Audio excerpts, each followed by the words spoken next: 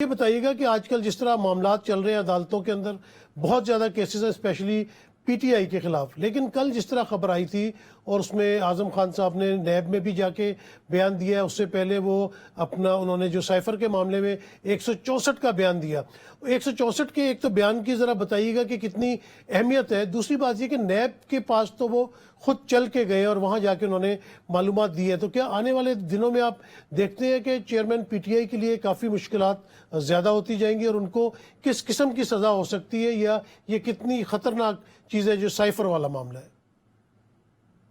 دیکھیے، پہلی بات یہ ہے کہ اگر ان کے پاس واقعی سیریسلی کوئی ایک کیس یا 2 کیس یا 4 کیس ہوتے تو ان کو 180 سے زائد مقدمات بنانے کی ضرورت نہ پڑتی۔ انہوں نے 180 سے زائد مقدمات بنائے اس لیے ہیں کہ ہوا میں تیر چلائیں جو تکا لگ گیا۔ دوسری بات یہ ہے کہ سائفر کا ایشو تو ایز سچ اتنا امپورٹنٹ اس لیے نہیں ہے کہ 164 کی اسٹیٹمنٹ کو آج بنیاد بنا کر اگر پروسیڈ کرنا چاہتے ہیں تو خان صاحب نے تو سب سے پہلے یہ کہا تھا کہ آپ کمیشن بنائیں، بلکہ جب ان کا دور اقتدار تھا یہ سائفر کو سب سے پہلے انہوں نے کیبنٹ میں رکھا اور اس کو ڈی کلاسیفائی کرنے کا کیبنٹ نے حکم دیا۔ پھر اس کے بعد اس کو حکم ہوا کہ چونکہ یہ پاکستان کی خود مختاری اور سیکیورٹی سے متعلق یہ ایشو انوالو ہے تو انہوں نے اس کو نیشنل سیکیورٹی کونسل کی میٹنگ میں رکھا، جو کہ ہمارا ہائیسٹ فورم ہے سیکیورٹی سے ریلیٹڈ سبجیکٹ پہ، جس کی صدارت پرائم منسٹر آف پاکستان کرتے ہیں اور تمام آرم فورسز کے سربراہان جو ہیں وہ اس پہ شریک ہوتے ہیں۔ اور سملرلی انہوں نے جب وہاں رکھا تو اس کے منٹس بنے تو انہوں نے اس کو یو ایس اے کو ڈیمارشے دیا، یعنی شدید احتجاج کیا۔ اس کے بعد اگر آپ دیکھیں تو اس کے بعد انہوں نے جنرل ریٹائرڈ طارق کی سربراہی میں ایک کمیشن بنایا اور اس کمیشن کی سربراہی سے انہوں نے بعد میں معذرت کر لی۔ اس دوران رجیم چینج ہو گیا۔ رجیم چینج ہونے کے بعد اس کی اہمیت اتنی امپورٹنٹ تھی اور اس سائفر کے جو کنٹینٹس تھے وہ اتنے خطرناک تھے کہ شہباز شریف صاحب نے بھی نیشنل سیکورٹی کونسل کی میٹنگ رکھی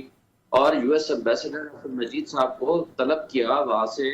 امریکہ سے، اور وہ آئے، انہوں نے کنٹینٹس آف سائفر کو ہاتھ باہر صحیح درست کہا اور اس کے بعد انہوں نے اپنی اوپینین اور اپنی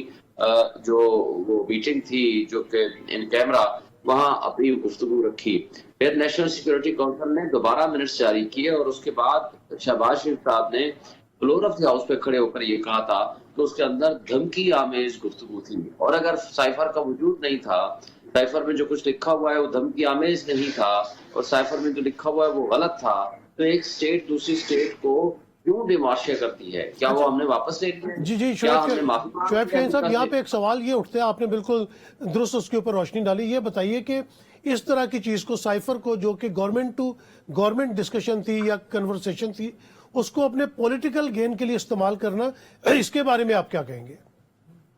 دیکھیں، یہ ایسے غلط بات ہے کہ اس کو پولیٹیکل پرپز کے لیے استعمال کیا جا رہا تھا یا استعمال کیا گیا ہے۔ کوشچن یہاں یہ نہیں ہے، کوشچن یہاں یہ ہے کہ آپ کے ملک کی خود مختاری کو چیلنج کیا گیا، آپ کے ملک کی خود مختاری کو اٹیک ہوا، آپ نے اس کو عوام اور قوم کو اعتماد میں لیا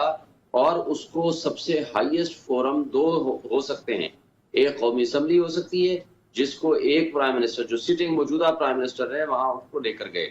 دوسرا اسپیکر نے اس کو بھیجا to the chief justice of Pakistan for constitution of judicial commission,